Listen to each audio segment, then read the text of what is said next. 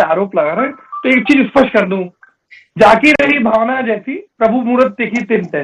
ये वही भारतीय जनता पार्टी है जो 15 साल सरकार यहाँ रही, कमीशन खोरी भ्रष्टाचार में लिप्त रहे, 34 घोटालों के माध्यम से छत्तीसगढ़ की आम जनता का 1 लाख करोड़ डकार गए, जिसका नतीजा कि 15 सीटों से सीमित हो गए। लेकिन महत्वपूर्ण मुद्दे पे आऊं, जो ऑनलाइन की बात हो रही है, हमने क्यों किया? देखिए, अगर कोई सिस्टम अगर ऑनलाइन किया जाता है, जो उसकी पेमेंट होती है वो सीधा केंद्र सरकार के खाते में जाती है।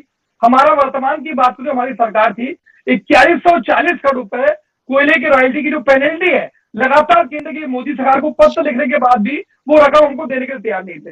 मजबूरीवश कई पत्र लिखने के बाद भी जब हमको फायदा नहीं हुआ तो हमने ऑनलाइन को बदल के मैनुअल जो है वो एनओसी देनी चालू की। उसका फायदा ये हुआ कि जो हमको पेमेंट आ रही थी कोयले की, वो डायरेक्ट राजकोषीय खाते में आने हुई, हमको आसानी हो रही थी।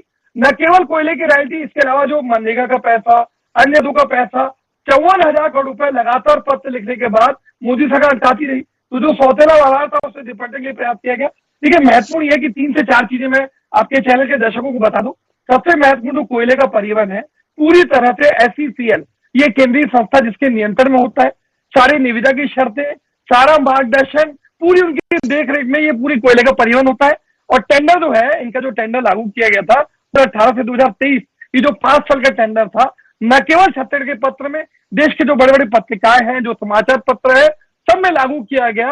और जो टेंडर की शर्तों का पालन किया गया, जो न्यूनतम दर हमको उपलब्ध हो पाई, उसमें टेंडर दिया गया। आप एक छोटा सा कंपेयर करेंगे गांधी जी, तो 2018 से 2023 जो कोयले परिवहन की दर थी, रमन सरकार के समय 2012 से 2014-15 तक जो दरें थी, उससे भी कम रेट पे हम 5 साल के बाद भी उससे कम दरों पे कोयले का परिवहन कर रहा है। इससे बड़ा प्रमाण नहीं हो सकता।